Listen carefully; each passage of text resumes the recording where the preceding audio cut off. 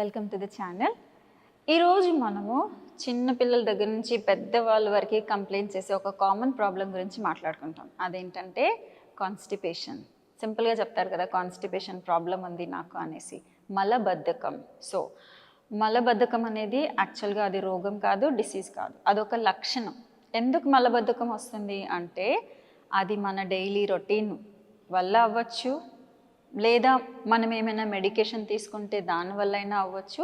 So అది ఒక లక్షణం మాత్రమే అన్నమాట. సో ఏం చేయాలి దీనికోసం? ఫస్ట్ మనం ఏం తింటున్నాం అనే దానిపైన మానిటర్ చేసుకోవాలి. మన ఫుడ్ ఎలా ఉంది అనేది చూసుకోవాలి. నెక్స్ట్ మనం వాటర్ ఇంటేక్ ప్రాపర్గా తీసుకుంటున్నామా లేదా అని చూసుకోవాలి.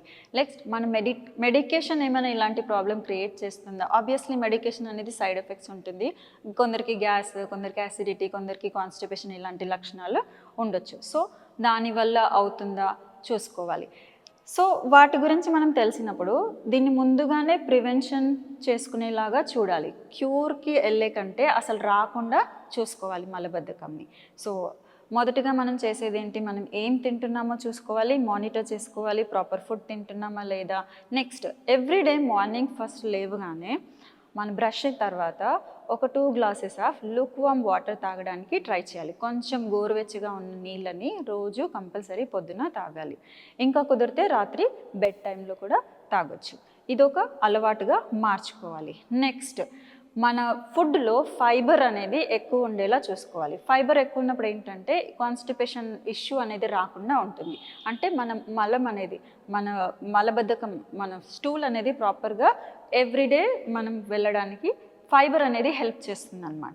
నెక్స్ట్ మనం రోజు ఏ టైంకి మనము బౌల్ మూమెంట్కి వెళ్తున్నామో కూడా మనం మానిటర్ చేసుకోవాలి. ఒక టైం అనేది దానికి ఉండాలన్నమాట. ఎప్పుడు పడితే అప్పుడు కాకుండా ఒక రెగ్యులర్ రొటీన్, ఒక డిసిప్లిన్ అనేది మెయింటైన్ చేయాలి బౌల్ మూమెంట్లో. సో ఇవన్నీ మనం చూసుకుంటూ ఉంటే అసలు మలబద్ధకం రాకుండా మనం ముందుగానే ప్రివెన్షన్లో ఉండొచ్చు అన్నమాట.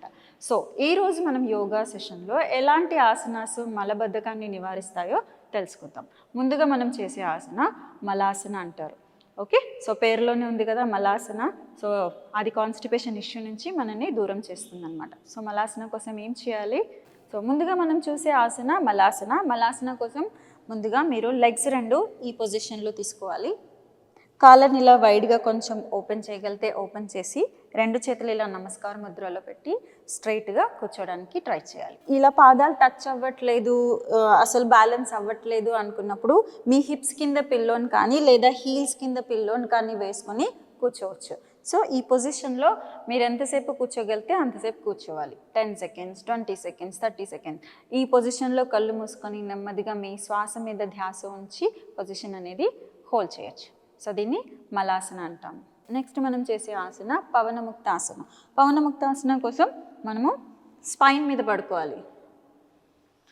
ఇలా స్పైన్ మీద పడుకొని మన 2 మోకాళ్ళని పొట్ట మీదకి తీసుకుని కొద్దిగా మన థైస్తో పొట్ట మీద ప్రెజర్ ఇస్తూ ఇలా 2 చేతులతో మన మోకాళ్ళని ఇలా దగ్గరగా హోల్డ్ చేయాలి. ఇంకా కొంచెం ఎక్కువ ప్రెజర్ ఇవ్వడం కోసం మనకి ఎలాంటి నెక్ పెయిన్, షోల్డర్ పెయిన్ లేనప్పుడు మెల్లిగా తలని లిఫ్ట్ చేసి మీ ఫోర్ హెడ్ని మీ మోకాళ్ళకి టచ్ అయ్యేలాగా దగ్గరగా తీసుకోవాలి. ఈ పొజిషన్లో నెమ్మదిగా శ్వాస తీసుకుంటూ వదులుతూ పొజిషన్ అనేది హోల్డ్ చేయగలగాలి. ఇది పవనముక్తాసన. దాన్ని నెమ్మదిగా కాళ్ళని రిలీజ్ చేసి 1 సెకండ్ శవాసనలో రిలాక్స్ అవ్వాలి. ఇలా లెగ్ స్ప్రెడ్ చేసి నెమ్మదిగా రిలాక్స్.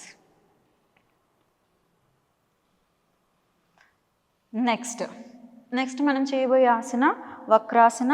వక్రాసన కోసం ఇలా దండాసన స్థితి అంటాము. సీటెడ్లో కూర్చోవాలి. తర్వాత రైట్ లెగ్ని ఇలా ఫోల్డ్ చేసుకుని, మీ రైట్ లెగ్ ఫోల్డ్ ఉంది కాబట్టి రైట్ హ్యాండ్ని ఇలా వెనక్కి తీసుకుని మీ రైట్ మోకాల్ని ఇలా పొట్టకి దగ్గరగా హోల్డ్ చేసుకుని వీలైతే వెనక్కి చూడాలి లేదా ఇలా సెంటర్లో చూడాలి. నెక్ పెయిన్ లేదు అంటే మీరు వెనక్కి తిరిగి చూడొచ్చు.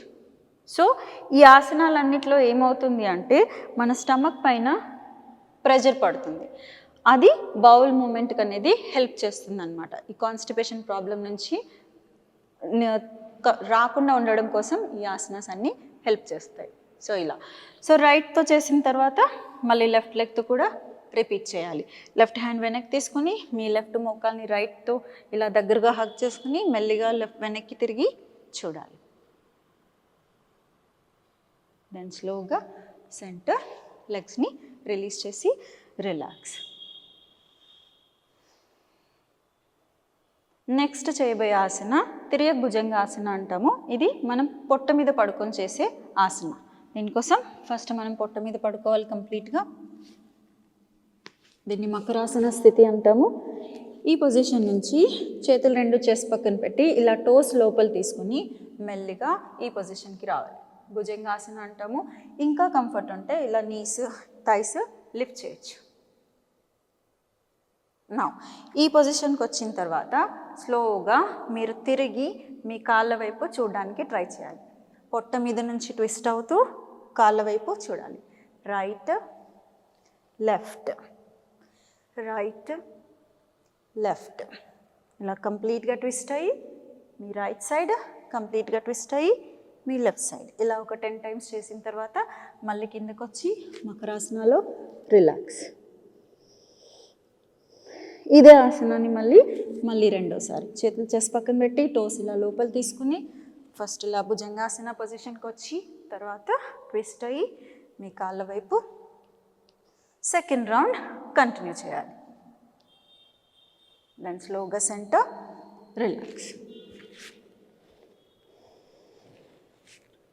నెమ్మదిగా శ్వాస తీసుకుంటూ వదులుతూ శ్వాసని మామూలు స్థితికి తీసుకురావాలి. ఈ పొజిషన్ నుంచి స్లోగా వజ్రాసనకు వచ్చి రిలాక్స్. సో ఈ 4 ఆసనాస్ మనం ఏవైతే చూసామో ఇవి చాలా చాలా ఎఫెక్టివ్ ఆసనాస్ ఎవరైతే ఈ కాన్స్టిపేషన్ ఇష్యూతో సఫర్ అవుతున్నారో. రెగ్యులర్గా బౌల్ మూమెంట్ అనేది కొందరికి 1 day 2 daysకి 3 daysకి కూడా బౌల్ మూమెంట్ అవుతుంది కదా. సో అలాంటి వాళ్ళకు కూడా ఈ ఆసనాస్ రెగ్యులర్గా రోజు బౌల్ మూమెంట్ అవ్వడానికి చాలా బాగా హెల్ప్ చేస్తాయి. సో కానీ ఏంటి అంటే రెగ్యులర్ ప్రాక్టీస్ అనేది ఉండాలి. రోజు ప్రాక్టీస్ చేయడం వలన మన బౌల్ మూమెంట్ అనేది సెట్ అవుతుంది. మనం మలబద్ధకం నుంచి ప్రివెన్షన్, క్యూర్ అన్నీ చేసుకోవచ్చు. Thank you.